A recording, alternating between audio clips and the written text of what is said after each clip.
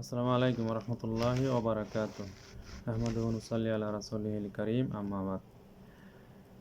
প্রিয় দেশবাসী, আজকে গুরুত্বপূর্ণ একটি বিষয় নিয়ে কথা বলবো। যেহেতু আমাদের দেশে নির্বাচন চলছে, আল্লাহ তাআলা কাকে ভোটের আমানত দিতে বলেন সে বিষয়ে জানবো কোরআন এবং হাদিস থেকে। প্রথমে জানবো সংজ্ঞা। নিশ্চয়ই ইসলাম একটি পরিপূর্ণ জীবন ব্যবস্থার নাম, সেই ক্ষেত্রে নির্বাচন এর অন্তর্ভুক্ত।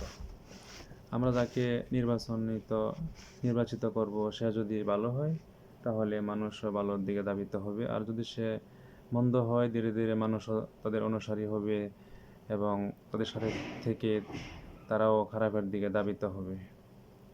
যেমন আমরা যদি কোনো গাড়ির ড্রাইভার যদি মাতাল হয় তাহলে সে তার লক্ষ্যপণে পৌঁছতে পারবে না, যাত্রী সহ সে কোনো দুর্ঘটনায় ঘটাইবার সম্ভাবনা আছে। এই জন্য আমরা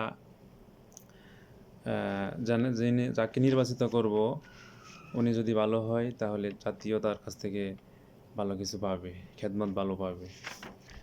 সম্মানিত উপস্থিতি, আমরা প্রথমে জেনে নেব যে একটি আয়াত, সূরা নিসা 58 নং আয়াত।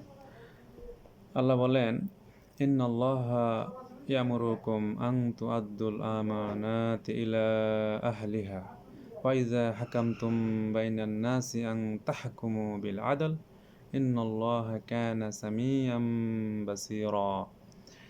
আল্লাহ বলেন, তোমাদের আমানত সমূহ যোগ্য লোককে দাও। বুড়ো একটি আমানত, তাই আমাদের বুট্টো একটি যোগ্য লোককে দিতে হবে এবং বিচার কার্য ফয়সালা করার সময় আদাল করতে হবে, ন্যায় নীতি সহকারে বিচার কার্য করতে হবে। আল্লাহ রাব্বুল আলামিন তোমাদেরকে বড় উৎকৃষ্ট উপদেশ দান করেন, আর অবশ্যই আল্লাহ সব কিছু শুনেন ও দেখেন। সম্মানিত দেশবাসী, সেক্ষেত্রে আমরা যোগ্য লোক বলতে আমরা কি বুঝি? যোগ্য লোক হচ্ছে উনি যিনি আল্লাহ ভীরু, সৎ এবং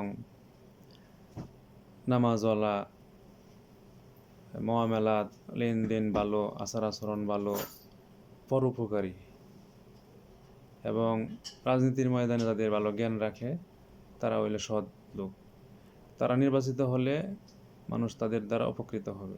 পক্ষান্তরে যদি খারাপ লোক নির্বাচিত হয়, যেমন যারা দুশ্চরিত্র, ঋণ খেলাফি, সমাজে বিপর্যয় সৃষ্টিকারী, মদ জুয়া এগুলির সাথে সম্পৃক্ত, বিশৃঙ্খলা সৃষ্টিকারী, ওনারা যদি নির্বাচিত হয় তাহলে তারা সমাজের জন্য ক্ষতির কারণ হবে। কোনো প্রয়োজনে গেলে টাকা পয়সা ছাড়া কাজ করবে না। আর সৎলোক নির্বাচিত হলে সবাই খেদমত পাবেন, ফ্রি পাবে ইনশাআল্লাহ। তো অবশ্যই আমরা বুঝতে পারছি আমরা আমাদের আমানত যে বুটটা আছে সেটা কাকে দেব। আর এই বিষয়গুলি আল্লাহ রাব্বুল আলামিন বলছেন যে এই সব কিছু আল্লাহ দেখেন এবং শুনেন। আমরা যদি মনে করি যে যাই কিছু করি না কেন গোপনে ভোটটা দিয়ে দিলাম, আগে দুর্নীতিদেরকে দিয়ে দিলাম, দুর্নীতিবাজদেরকে, তাইলে এর যে ক্ষতির কারণ এটা আমাদেরকেই পোহাতে হবে। অতএব আমাদেরকে এই ব্যাপারে সতর্ক থাকতে হবে। তারপরে আমাদের লাভটা কি? যদি আমরা এই সৎ লোকের ভোট দেই তাইলে আমাদের লাভটা কি? আল্লাহ তাআলা সূরা নিসার 85 নং আয়াতে বলেন, মাই ইয়াশফা শাফাআতান হাসানাতান ইয়াকুল্লাহু নাসিবুম মিনহা ওয়া মাই ইয়াশফা শাফাআতান সাইয়্যা ওয়া মাই ইয়াশফা শাফাআতান সাইয়্যাতান ইয়াকুল্লাহু কিফলুম মিনহা ওয়া কানাল্লাহু আলা কুল্লি শাইইন মুকিতা। আল্লাহ বলেন, যে ব্যক্তি সৎ কাজের সুপারিশ করবে বা সমর্থন করবে সে তা হতে অংশ পাবে, আর যে খারাপ কাজের সুপারিশ বা সমর্থন করবে সেও তা থেকে অংশ পাবে। মূলত আল্লাহ প্রত্যেকটি জিনিসের উপর দৃষ্টি রাখেন। তো সম্মানিত দেশবাসী, আমরা যদি ভালো লোককে নির্বাচিত করি তাহলে কি আমরাও উনি যত ভালো কাজ করবে, জনকল্যাণমূলক কাজ সহ যত ভালো কাজ করবে আমরাও এর থেকে একটি কি অংশ পাবো, নেকি পাবো, উনিও পাবে আমরাও পাবো, আমরা সাপোর্ট করার কারণে, তাকে নির্বাচিত করার কারণে ভোট দিয়ে। আর যদি আমরা মন্দ লোককে, অযোগ্য লোককে ভোট দিয়ে নির্বাচিত করি তাহলে তার যে জনকল্যাণমূলক কাজ করবে না, মানুষের ক্ষতি করবে, ঘুষ সুদ খাবে, তারপরে বিভিন্নভাবে বিভিন্ন অপকর্মের সাথে জড়িত হবে, সমাজে মদ, জুয়া, বিশৃঙ্খলা সৃষ্টি করবে, যত গুনার কাজ করবে, এর থেকেও আমরা অংশ পাবো, পাপের অংশ আমরা পাবো যদি আমরা খারাপ লোককে জেনে বুঝে ভোট দিয়ে নির্বাচিত করি তাহলে। অতএব আমাদেরকে এই আয়াত অনুযায়ী আমাদের সাবধান হতে হবে, আমরা যেন ভালো লোককে নির্বাচিত করি, তাহলে আমাদেরই লাভ এবং ওনারও লাভ, সমাজের এবং দেশের উপকৃত হবে। আমরা বিগত দিনগুলোতে জানি যে যারা মন্দ ছিল তাদের কি অবস্থা হয়েছে, তাদের কারণে কত মানুষ সমস্যায় পড়ছে, দেশের ইসলাম আলেম ওলামা কত নির্যাতিত হয়েছে। প্রথম যে সূরা নিসার 58 নং আয়াতটা তেলাওয়াত করা হয়েছে, ওইটা মূলত সূরা এই কথাগুলো মূলত আসছে বনী ইসরাইলকে কেন্দ্র করে। তাদের পতনের যুগও কিন্তু অযোগ্য লোক ছিল, তারপরে তারা এমন কোনো অপরাধ নাই যা তারা করতো না। তারা ছিল খুবই দুশ্চরিত্র, দুর্নীতিপরায়ণ, আমানত খেয়ানতকারী, ব্যভিচারী, অযোগ্য, সংকীর্ণ মনা, এরকম চরিত্রের লোক ছিল। তারপরে আল্লাহ তাআলা তাদেরকে পতন করায় দিলেন। পক্ষান্তরে ভালো অনুসারী ছিল নবী সাল্লাল্লাহু আলাইহি সাল্লামের, তো ওনাদেরকে আল্লাহ রাব্বুল আলামিন ক্ষমতা দান করলেন। কারণ আল্লাহ তাআলা বলছে তোমরা তাদের মতো হয়ো না যারা ওই রকম দুশ্চরিত্র। তো আমাদের দেশে এই আয়াতের সাথে অনেক মিল আছে। বিগত যারা ছিল তারাও পালাইছে এই অযোগ্যতার কারণে, দুর্নীতির কারণে। তো এখন আমরা যেন সামনে বিষয়গুলি বিবেচনা করি, এই হলো মূল কথা। এবং আমরা এই কাজগুলি করলে এই কাজগুলি অনর্থক হবে না, খুবই দরকার আমাদের জন্য। যেমন কোনো বিন্দুমাত্র বিষয় আল্লাহ তাআলার কাছে এটা অনর্থক না। যেমন সূরা জিলজালের শেষের দুইটা আয়াত আল্লাহ বলেন, ফামান ইয়ামাল মিসকালা যাররাতিন খায়রান ইয়ারা ওয়া মান ইয়ামাল মিসকালা যাররাতিন শাররান ইয়ারা।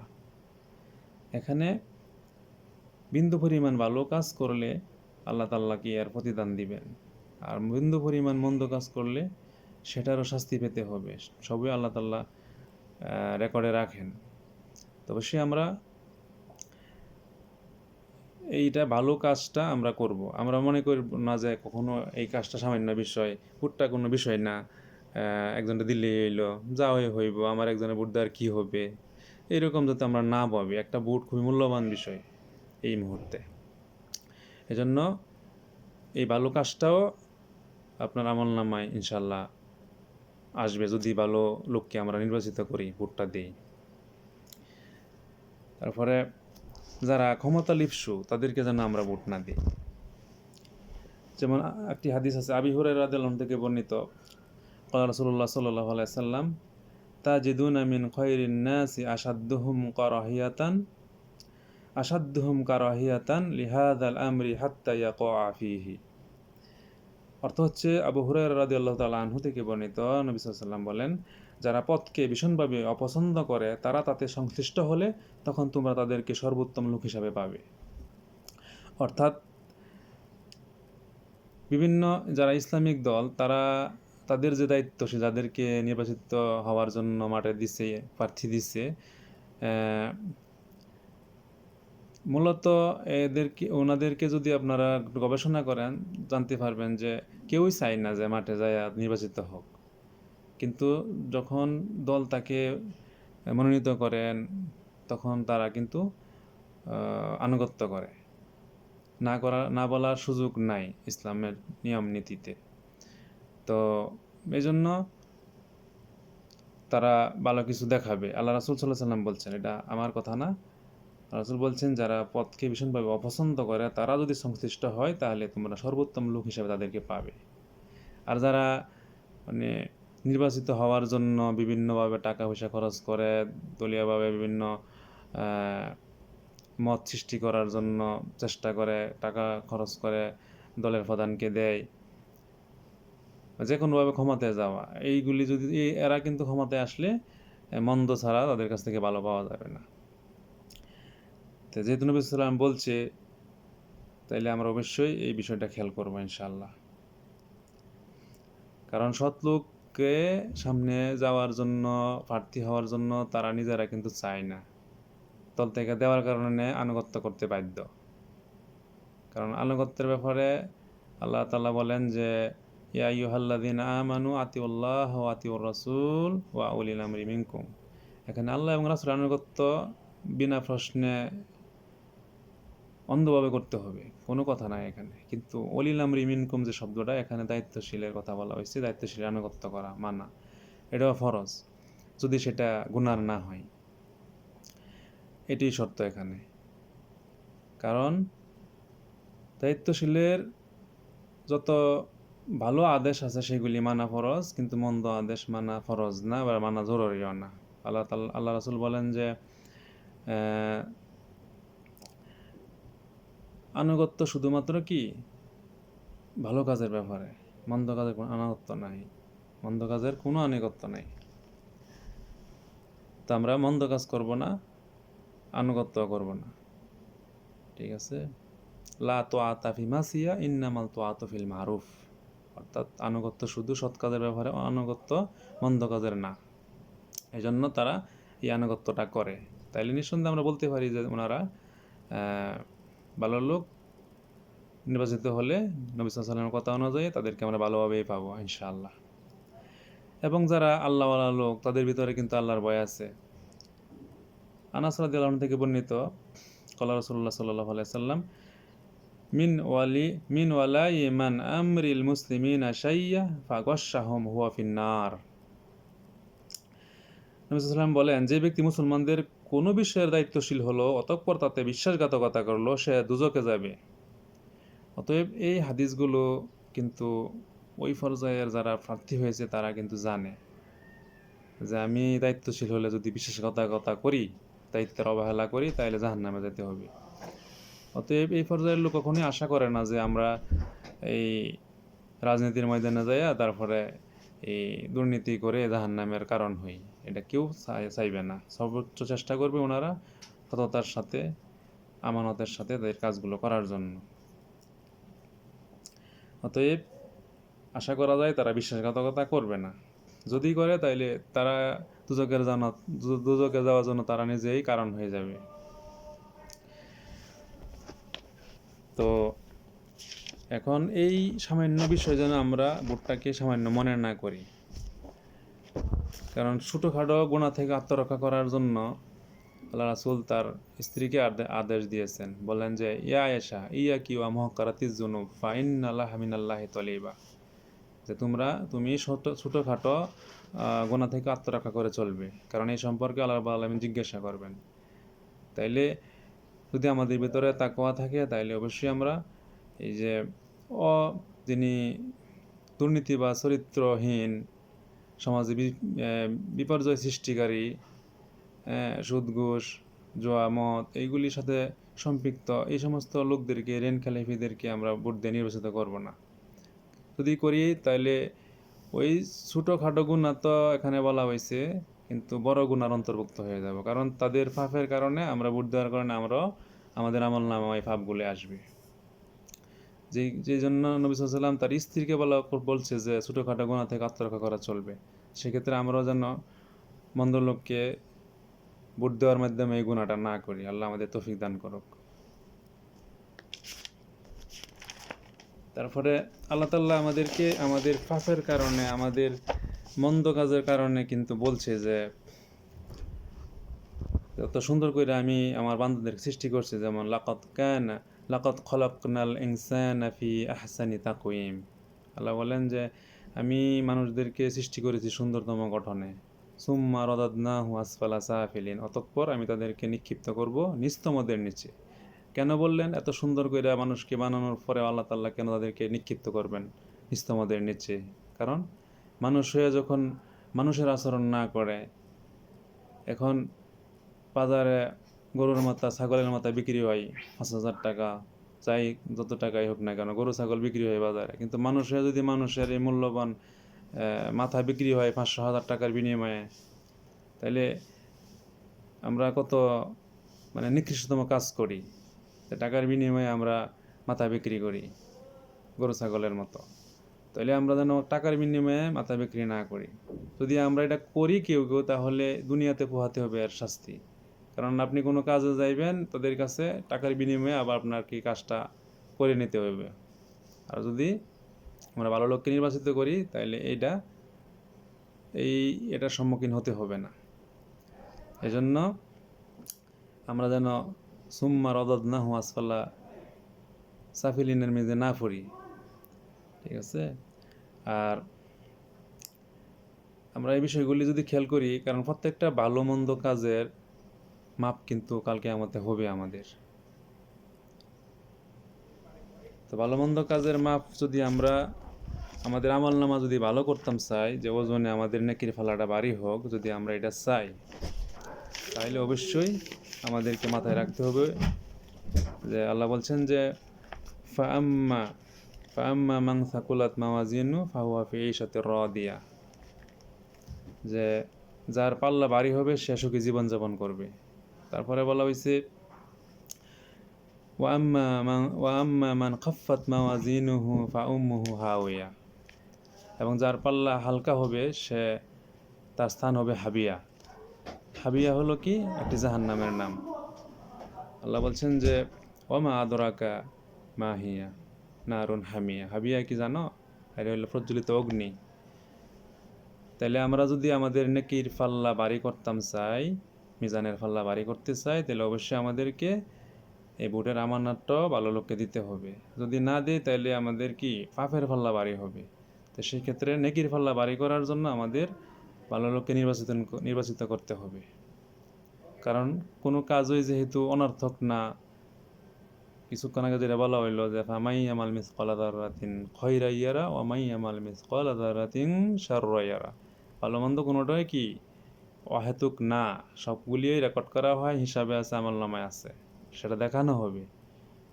সেক্ষেত্রে আমরা গুরুত্ব সহকারে আমরা ইনশাআল্লাহ তাআলা ভালো লোককে নির্বাচিত করব, আমাদের ভোটের আমানতটা প্রদান করব, যাতে উনি ভালো হয়ে আমরা দেশের মানুষের ভালো খেদমত পাই। এই জন্য তো আমরা আশা করি বিষয়গুলির উপরে আপনারা খেয়াল করবেন, বুঝবেন। কারণ 2024 5ই আগস্টের পর আমরা দেশ পেয়েছি অনেক শহীদের রক্তের বিনিময়ে। এই সমস্ত ভাইয়েরা বোনেরা একটি সুন্দর দেশের স্বপ্ন দেখছেন। এই স্বপ্নের কারণে আমরা যদি তাদেরকে নির্বাচিত না করি, তাদের স্বপ্ন পূরণ না করি, তাহলে আমরাও তাদের রক্তের সাথে বেইমানি করা হবে। অতএব কোনোভাবেই যেন শহীদদের রক্তের সাথে বেইমানি করা না হয়। আমরা সুন্দর, সুশৃঙ্খল, নিরাপদ, কল্যাণ রাষ্ট্র গঠনে সৎ লোককে নির্বাচিত করব। যারা ফ্যামিলির একজন লোককে হারিয়েছে তারা জানে কত কষ্ট, কিন্তু আজ দেখি যে অনেক উল্লাস হচ্ছে, এই শহীদদেরকে কোনো পাত্তাই দিচ্ছে না। আমাদের শরীফ ওসমান হাদি ভাইকে হত্যা করা হয়েছে 5ই আগস্টের পর, কোনোভাবে এই বিষয়গুলি মেনে নেওয়া যায় না। আমরা আশা করি শহীদের রক্তের দিকে তাকিয়ে দেশটাকে ভালো লোকদের হাতে তুলে দিব, যারা এই দেশটাকে সুন্দরভাবে গড়বে। এই দেশটা আমাদের সকলের, এই দেশটা কারো একার নয়। সকল ষড়যন্ত্র থেকে আল্লাহ আমাদের দেশটাকে হেফাজত করুক। সৎযোগ্য লোকের হাতে আমাদের দেশটাকে আল্লাহ তুলে দিক, তাইলে প্রকৃত শহীদের মর্যাদা তারা পাবে। আল্লাহ তাআলা আমাদের দেশটাকে কবুল করুক, শহীদদেরকে উচ্চ মর্যাদা দান করুক। নতুনভাবে যেন কোনো ফ্যাসিস্টের হাতে আমাদের সোনার বাংলাদেশ না আসে, সোনার বাংলাদেশ যেন সোনার মানুষের হাতে যায়, যারা দেশটাকে সত্যিকারভাবে সোনার বাংলা করবে। সম্মানিত উপস্থিতি, সম্মানিত দেশবাসী, আশা করি বিষয়গুলি গুরুত্ব সহকারে নেবেন এবং আপনার ভোটের আমানতটা সৎযোগ্য আল্লাহভীরু লোকদের হাতে তুলে দিবেন। আল্লাহ আমাদেরকে সুন্দর একটি দেশ গড়ার যে স্বপ্ন আমাদের, আল্লাহ যেন তৌফিক দান করেন এবং সকল প্রকার ষড়যন্ত্র, সকল প্রকার যত দেশ বিরোধী কার্যকলাপ, মানুষ বিরোধী কার্যকলাপ, সমাজ বিরোধী কার্যকলাপ যারা করে, আল্লাহ তাদেরকে হেদায়েত দান করুক, এবং যারা দেশ বিরুদ্ধে চক্রান্ত করে, আল্লাহ তাদের চক্রান্ত তাদের দিকে ফিরিয়ে দিক, অথবা তাদেরকে আল্লাহ হেদায়েত করুক। সেই প্রত্যাশা রেখে আমার এই সংক্ষিপ্ত কথা এখানে শেষ করলাম। আখিরি দাওয়ানা আলহামদুলিল্লাহি রাব্বিল আলামিন। সুবহানাকা আল্লাহুম্মা ওয়া বিহামদিকা আশহাদু আল্লা ইলাহা ইল্লা আনতা আস্তাগফিরুকা ওয়া আতুবু ইলাইক। জাযাকাল্লাহু খাইর। আহসান জাযা। যারা কথাগুলো মনোযোগ দিয়ে শুনছেন এবং আমল করবেন, আল্লাহ আমাদেরকে আমল করার তৌফিক দান করুন। আসসালামু আলাইকুম ওয়া রাহমাতুল্লাহি ওয়া বারাকাতুহু।